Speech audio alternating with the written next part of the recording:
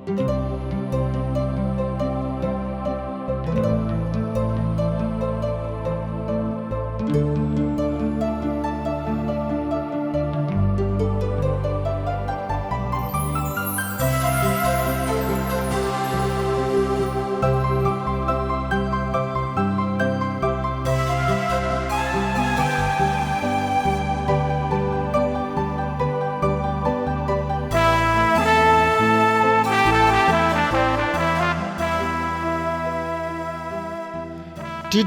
India से प्रसारित कार्यक्रम जिंदगी की राह बाइबल की किताबन का अध्ययन हवे, जीवन की आपके बढ़िया रास्ता में आगे बढ़े के चरवाही करेला और परमेश्वर के नाहिन जिंदगी जिए में मदद करेला।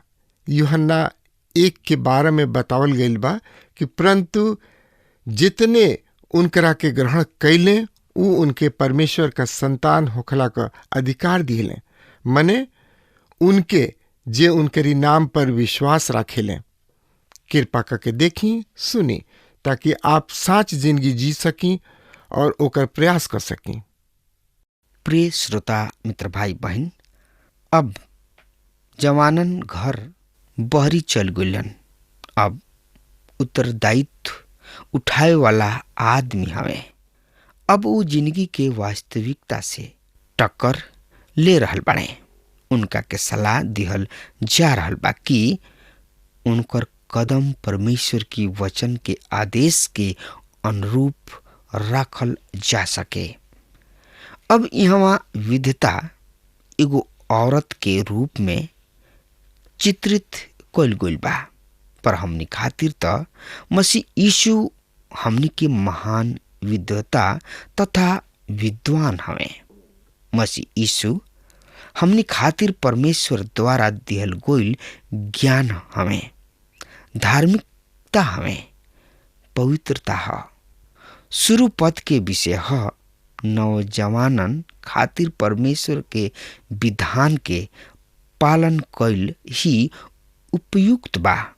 हे हमार बेटा, हमरा शिक्षा के मत भूलइह, काहे कि एकरा से तोहरा जिंदगी के दिन और हर्ष बढ़ी और तू धार्मिक कुशल से रहबा।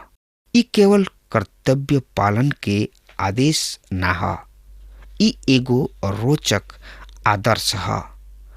अक्सर हम सुनी ना, ई हमार एगो मसीही के रूप में कर्तव्य ह।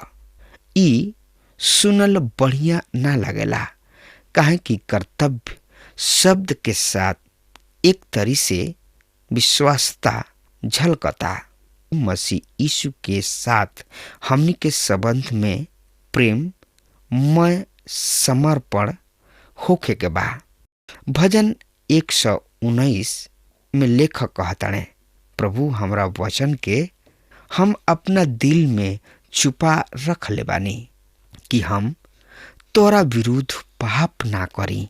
इजरा के विषय में हम पढ़िना कि एजरा अपना दिल के यह तरी तैयार कइलन कि उ परमेश्वर के व्यवस्था के खोज करे, ओकरा पर आचरण करे और उनकर शिक्षा दे। परमेश्वर के वचन के संबंध में तैयारी हरदम ही सहायक होला। ऊपर के कोठरी में हमरा प्रिय प्रभु यीशु मसीह के अपना चेलन के साथ भइल बातचीत के याद करी, जौन कि ऊ एकरा बारे में हमनी से एह तरी से कहले रहन, यदि केहू के हमरा से प्रेम बा त ऊ हमरा आज्ञा के पालन जरूर करी, और हम पिता से विनती करब और ऊ तोहनी लोग के एगो सहायक दिहे कि ऊ सर्वदा तोहनी लोग के साथे रहस। कारुआ के प्रभु यीशु मसीह से प्रेम बा? यदि हाँ त ऊ रउआ से बातचीत करे खातिर इच्छुक बाणे। पद 3, कृपया और सच्चाई तोहनी लोग से अलग ना होके पावे, वरन उनका के अपना गले के हार बनावल और आपन हृदय रूपी पटरी पर लिखल व्यवस्था मूसा नबी द्वारा लगावल गइल पर अनुग्रह और सत्य मसीह यीशु द्वारा। पद 4 और तू परमेश्वर और मनुष्य दोनों के अनुग्रह पैबा और तोहनी लोग अति बुद्धिमान होखबा। 5 और 6 पद एह तरी से बता रहल बा, तू संपूर्ण हृदय से यहोवा पर भरोसा रखिया और अपना समझ के सहारा मत लिहा। उनके के याद क के आपन सब काम करिहा, तब ऊ तोहरा खातिर सीधा राह निकली है। ये पद में कतना महान सत्य छिपल बा। उ नौजवान जौन की परमेश्वर की व्यवस्था के विश्वास योग्यता से पालन करेलन।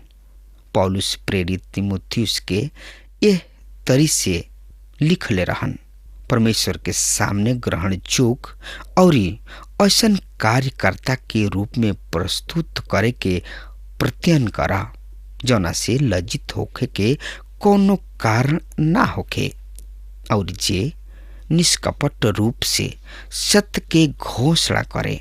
ये सत्य के ध्यान में राखत एगो नौजवान के परमेश्वर के प्रति पूर्ण समर्पण में आगे बढ़े के बा।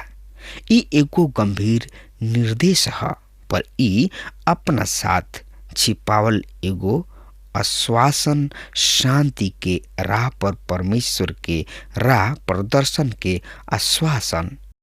नीति वचन 26 अध्याय के 8 पद के विपरीत है, जहाँ कहल गइल बा, अपना बुद्धि पर भरोसा करे वाला मूर्ख है, पर वचन के राह पर चले वाला सुरक्षित रही। कोनो नशा करे वाला नौजवान के पास एगो भक्त गोइलन और उनका से कहलन, सुना, परमेश्वर तोहरा से प्रेम करलन। उ नौजवान जवाब दिले, हमरा कोनो आवश्यकता नइखे परमेश्वर के प्रेम से, हमरा तो बस अपना आप से प्रेम बा और हाँ, हमरा आवश्यकता नइखे कि हम परमेश्वर पर विश्वास राखी, हमरा बस खुद पर विश्वास बा। सुलेमान यहाँ कह रहल बड़े, अपना आप पर भरोसा करे के वाला मूर्ख होले। दूसरा ओर ऐसन सुघर स्थिति बा जब हम सब दिल से परमेश्वर पर भरोसा करे लागेलन, पूरा तरी उन्हीं के समर्पित भइल करेलन, उनका प्रति संपूर्ण यानी कि पूरा आज के परम आवश्यकता बा। संपूर्ण हृदय से परमेश्वर पर भरोसा करे के और अपना समझ के सहारा ना लेवे के। श्रोता मित्र भाई बहन, प्रत्येक नया दिन परमेश्वर के अनुग्रह के एगो नया प्रकाशन के प्रमाण है। ई रोवा के दिन प्रतिदिन अपना अनुभव से सीखे के पड़ेला। यदि रोवा आँख निर्मल बा यानी कि ठीक ठाक बा, तराउर सब शरीर प्रकाशित होई। जब रोवा अपन संपूर्ण जिंदगी परमेश्वर के दे देले बानी और रोवा उनका इच्छा में आगे बढ़ रहल बानी, रोवा आश्चर्य के साथ देखब कि सब कुछ कैसे अपना नियत समय पर आपन उपयुक्त स्थान पर बैठत चलल जाता। राउर सब शरीर प्रकाशित हो जाई और राउर सब जिंदगी ज्योतिमय हो जाई। अपना ही नजर में अपना आप में बुद्धिमान मत बना, प्रभु से डरा, बुराई से मुंह फेर ला, ओकरा से सदा शरीर स्वस्थ रही और तोहरा हड्डी में हमेशा ताजगी बनल रही। दूसरा शब्द में परमेश्वर के प्रति पूर्ण समर्पण के कारण मांसपेशी सब में बल और हड्डी सब में चिकनाई बनल रही। परमेश्वर पर विश्वास कैला पर रुआ स्वास्थ्य में उन्नति हुई। पाप न केवल राउर आत्मिक जिंदगी के खातिर घून के काम करला, बल्कि एकरा से राउर स्वस्थ और गिरत चलल जाला। भौतिक आशीष सबके एगो आत्मिक महत्व भइल करला। त एकरा बारे में और ज्यादा से ज्यादा जानकारी खातिर रुआ हमरा संगे आपन पवित्र शास्त्र बाइबल निकाल लेनी। हाँ, तो ओहमे देखी नीति वचन की किताब 3 अध्याय 9 और 10 पद ए तरी से बता रहल बा। हम रुआ सामने पढ़ रहल बानी। अपना सब उपज के पहला फल से तथा अपना संपत्ति के द्वारा यहोवा परमेश्वर के आदर करिहा, तब तोहार भंडार बहुतायत से भरल रही और तोहार कुंड नया दाखरत से उमड़त रही। इस संपूर्ण समर्पण के विषय है। जब इस्राएली प्रतिज्ञा वाला देश में घुसत रहन, परमेश्वर ओहनी लोग से कहले रहन, ई जमीन हमार ह जौन हम तोहनी लोग के दे रहल बानी। इस्राएल के खातिर जरूरी बा कि उ अपना 10वां अंश परमेश्वर के खातिर ले आवे, अर्थात सब कुछ परमेश्वर के ह। रुआ ई नहीं कह सकत कि रुआ परिपूर्ण रूप से परमेश्वर के समर्पित बानी। यदि रुआ किने किताब राउर ए दावा के समर्थन नहीं करत, प्रभु रुआ के सब कुछ देले बाने। रुआ में से कुछ दावा करेलन कि रुआ बड़ा मेहनत से ये सब रुपया के कमैले बानी, पर विचार करी के रुआ के स्वास्थ्य देले बा, के रुआ खातिर उधम के प्रबंध कैल, के ई संभव कैल कि रुआ मेहनत के परिणाम स्वरूप रुआ किने रुपया आवे लागे। ई सब कुछ परमेश्वर कैलन, अतः सब कुछ परमेश्वर के ही है। ई स्वीकार करी, ई राउर संपूर्ण समर्पण के प्रमाण होई। रुआ कहब ई तो बड़ा ही स्वार्थी भाव है। जिना ई तो वास्तविक आत्मिकता है। आत्मिकता एकरा में ना के प्रार्थना कतना लंबा भइल करेला। वास्तविक आत्मिकता एकरा में बा कि रउआ कतना राशि परमेश्वर के दिहल करीना। यहाँ पर प्रतिज्ञा बा कि उ उनका के आशीष से परिपूर्ण क दिहे, जौन की अपना कमाई के द्वारा उनकर समान कैल करेलन। अब हमनी के विचार करे के परमेश्वर के प्रताड़ना पर मित्रता एकरा खातिर रुआ हमरा संगे आपन पवित्र शास्त्र बाइबल से देखी, यानी कि आपन पवित्र शास्त्र बाइबल निकाल नहीं और उनमें देखी नीति वचन की किताब 3 अध्याय 11 और 12 पद एक तरी से बता रहल बा। हे हमार बेटा, यहोवा के ताड़ना के तिरस्कार मत करीहा और ना उनका डांटला से बुरा मनिहा, काहे कि यहोवा जेकरा से प्रेम करेलन ओकरा के डांटेलन भी, जैसे कि बाप ओह बेटा के जेकरा के वो अधिक चाहलन, यानी कि अधिक प्यार करलन, ओकरे के भी डटबो भी करेलन। यदि रउआ परमेश्वर के संतान हई तो रउरा जिंदगी के सफर में ताड़ना पड़त रही। इहो एगो बहुत महत्वपूर्ण सत्य है कि परमेश्वर शैतान के प्रताड़ना के ना चाहेलन। ई एगो प्रमाण है कि रउआ परमेश्वर के संतान हई।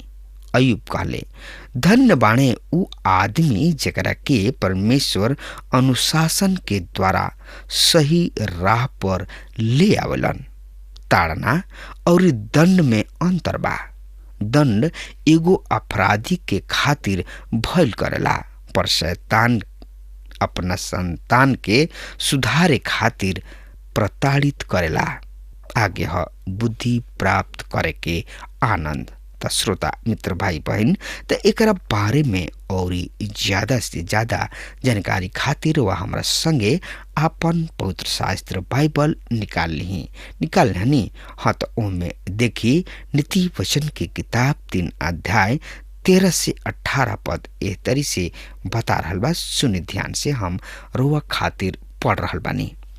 काही धन हवे उ मनुष्य जौन की बुद्धि पाए, अर्थात उ जौन की समझ प्राप्त करे। बुद्धि के लाभ तो चांदी के प्राप्ति से भी उत्तम है और विशुद्ध सोना से भी श्रेष्ठ है। बुद्धि तो रत्न से भी अधिक मूल्यवान है। एकर तुलना कोनो भी चीज से जकरा के तू लालसा करेला नहीं के कोई जा सकत। ओकरा दाहिना हाथ में तो दीर्घायु और बायां हाथ में धन और समान बा। उनकर राह मनोहर और उनकर सब राह शांति के ह। जे उनका के ग्रहण करला ओकरा खातिर वो जिंदगी के फेड़ ह और जेतना उनका के दृढ़ता से थमले रहला धन्य हमें। परमेश्वर के वचन के समझे और अध्ययन करे और उनका के अपनावे खातिर प्रयास के आवश्यकता ना होला। पवित्र आत्मा आलसी लोगन खातिर रहस्य ना खोले लागेलन। एकरा खातिर त्याग के बहुते जरूरी होला। श्रोता मित्र भाई बहन, ए युग में परमेश्वर के वचन के प्रति अज्ञानता खातिर रुआ किने कोनो बहाना शेष नइखे रही गइल। रुआ खातिर हर एगो साधन उपलब्ध बा। आज भी सब ग्रह और नक्षत्र अपना कक्ष में रहत क्रियाशील बा। अतः मानव भी परमेश्वर के नियम के अंतर्गत ही अपन सब उपलब्धि तक पहुंचताने। चाहे उ अंतरिक्ष कार्यक्रम होखे, ये सब के खातिर उपयुक्त इहे होई कि हमनी के परमेश्वर के प्रति सराहना के भाव व्यक्त करी जा। प्रिय श्रोता मित्र भाई बहन, अब हमार समय खत्म हो रहा बा। तब तक खातिर रुआ हमरा के आज्ञा देही। परमेश्वर रुआ के बहुत ही आशीष देस। आमीन। हमके विश्वास बा कि ई कार्यक्रम आप सब खातिर फायदेमंद सिद्ध भइल हुई। हम चाहतनी कि आप सब अपन अपन आशीष हमरों से बांटी। अगर आप सबके लगे बाइबल से चाहे आपकी निजी जिंदगी से क्यों सवाल होके, चाहे क्यों समस्या खातिर प्रार्थना करावे चाहतनी, तो हमारी फोन नंबर पर जरूर संपर्क करें। परमेश्वर आप सबके बहुत आशीष प्रदान करें और आज का दिन आप खातिर सुखद बनावे।